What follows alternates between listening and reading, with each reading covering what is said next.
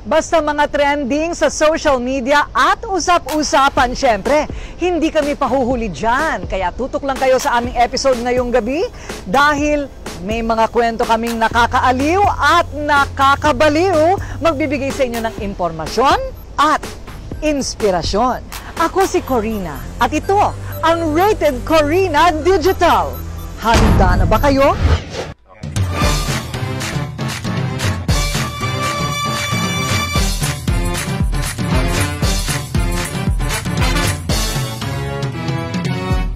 Handa na ba kayo?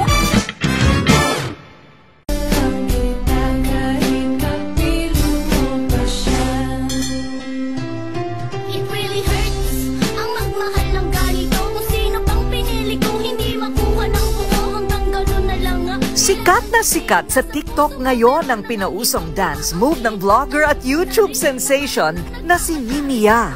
19.1 million views lang naman and still growing. Ang dance challenge na It Really Hurts.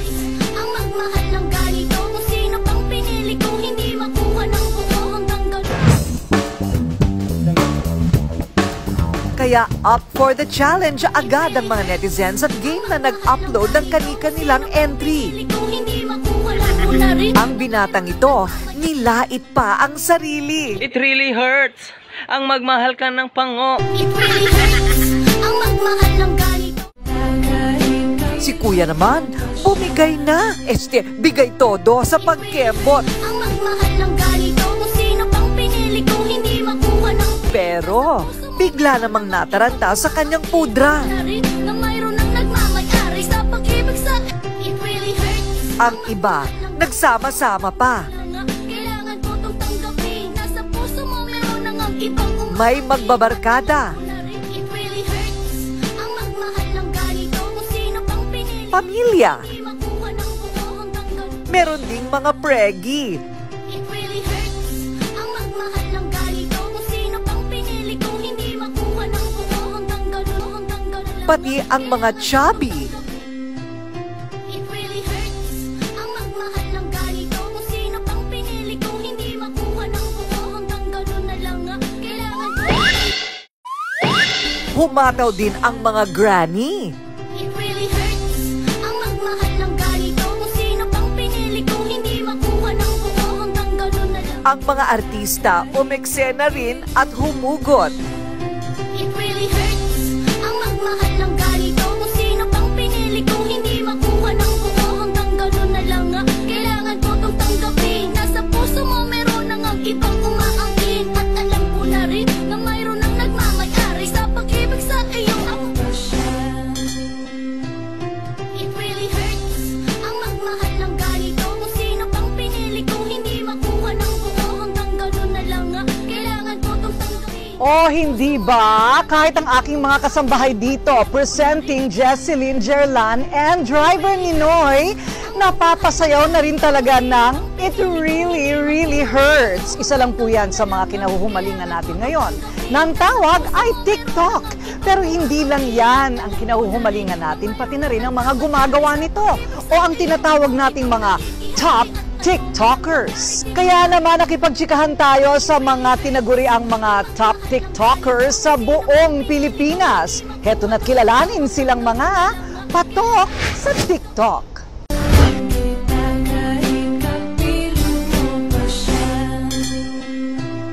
It really hurts ang magmahal ng ganito, kung sino pang pinili kung hindi makuha ng buo hanggang gano'n. Kabilang din sa nag-dance challenge ng It Really Hurts ang Ukrainian model na si Vladimir Gran. Na mayroon ng nagmamayari sa pag-ibig sa iyo. Ako itong nakikihati at ano man. Kain tayo! Yun! Siya ngayon ang may hawak ng titulong Top 3 TikToker sa buong bansa. 5.4 million at patuloy pang tumataas ang kanyang TikTok followers. Ayoko na sa mundo! Saan mo gusto?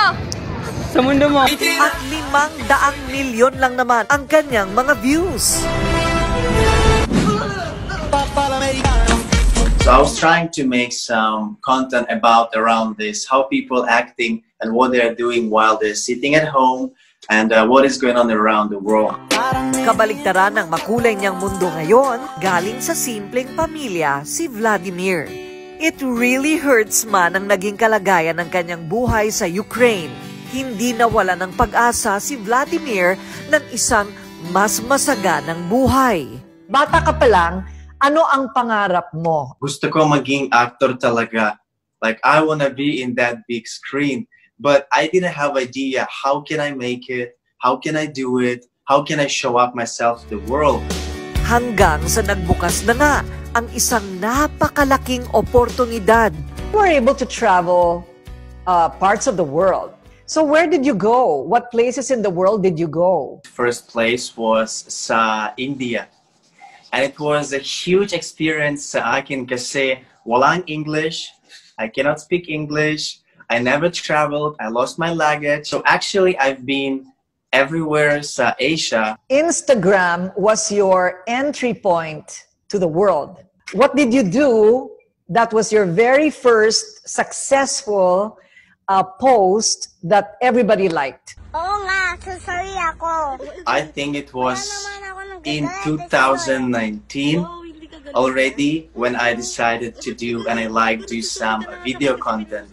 And then when I posted my very first skit video, and people liked that, there was a lot of comments. So should I make isa pa? So I did isa pa. Tapos I talk with you right now. Right, you're on my show, right? Hindi pa man ganap na artista si Vladimir, naniniwala ang modelo na nasa unang hakbang na siya sa kanyang pangarap. Kaya naman, patuloy siyang gumagawa ng mga nakakaaliw na mga TikTok videos. At ang Pilipinas ang bansang napili niya para ibahagi ang kanyang talent.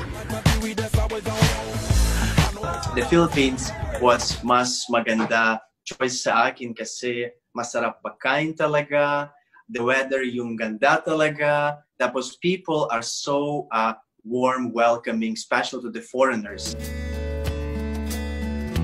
Nangungulila man sa pamilya, may pinaguhugutan naman siya ng inspirasyon. My girlfriend at Pure Pinay siya. Wow, so matagal na kayo. One year. Isang 1 year. Isang I taon. see, 1 year. Okay. Wow, a lot of hearts are bleeding right now because they were hoping they could line up or apply. You see them every day. Sa bansang hindi nadayuhan ang turing sa kanya, tutuparin ni Vladimir ang kanyang pangarap para sa mga mahal sa buhay. Hi, my name is Vladimir Grad and I'm 24 years old and I'm Ukrainian. Oh. It really hurts ang magmahal ng ganito. Kung sino pang pinili kong hindi makuha ng buo hanggang ganun na lang. Napa, it really hurts din ang top 12 TikToker at celebrity na si Ella Cruz. Magmahal ng ganito. Kung sino pang pinili kong hindi makuha ng buo. Umabot sa 4 na milyon ang kanyang followers at 145 million views ang kanyang mga TikTok videos.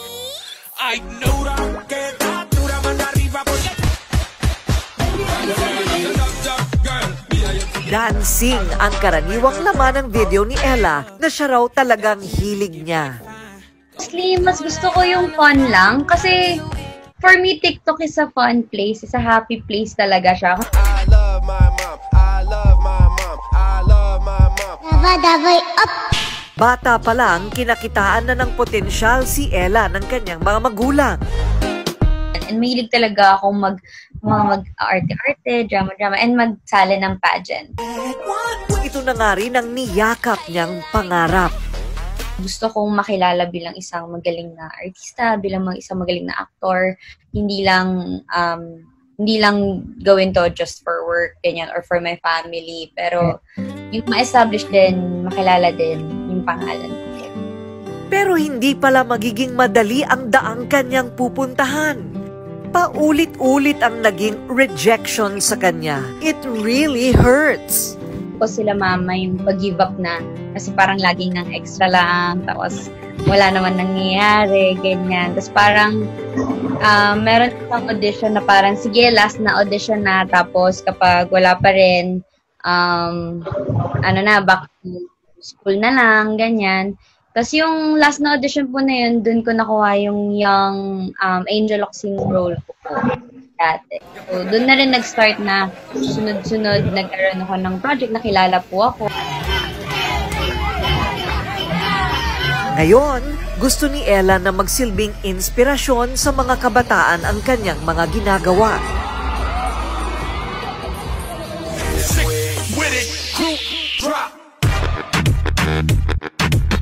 Bilang TikToker, gusto niyang tumawid ang mensaheng galing sa kanyang puso.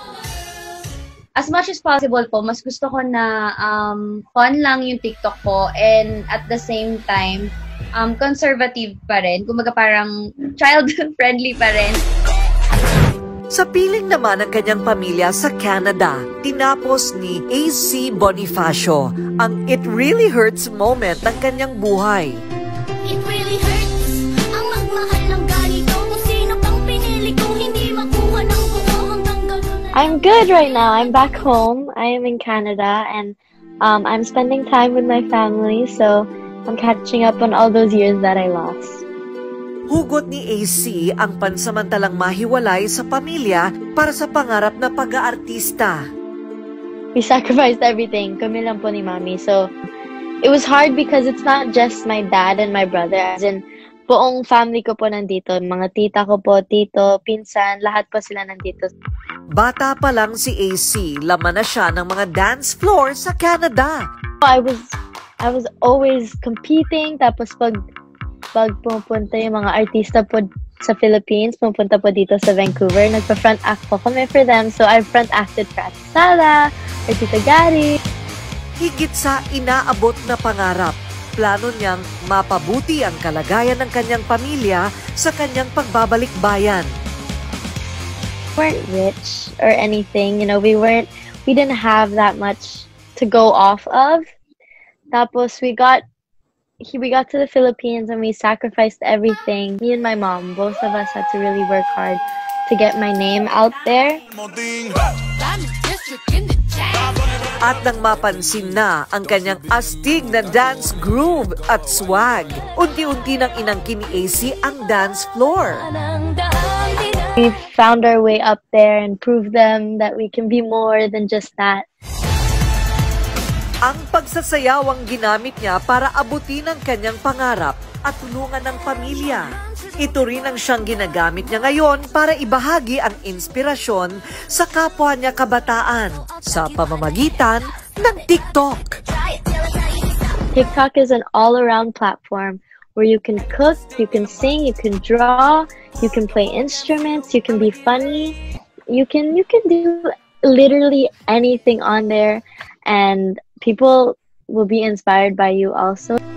It really hurts ang magmahal ng ganito. Kung sino pang pinili kung hindi makuha. Magkakaiba man ang paraan ng pag-entertain ng mga TikTokers. Ayoko na! Eh bakit ba? May iba na ako eh. Iiban mo ko dahil may iba ka na? Ako nga matagal nang may iba, iniban ba kita? Iisa ang mensaheng gusto nilang ipaabot sa milyon-milyon nilang mga followers. Spread positivity and inspire people. What is the Tagalog word of profit? Kita. Someone, you have to be yourself with your character, with your charisma, and the second, which is you have to love what you do. And the third one, I guess, it's a consistency. What is the Tagalog word of expensive profit? Mahal na kita. Mahal din kita.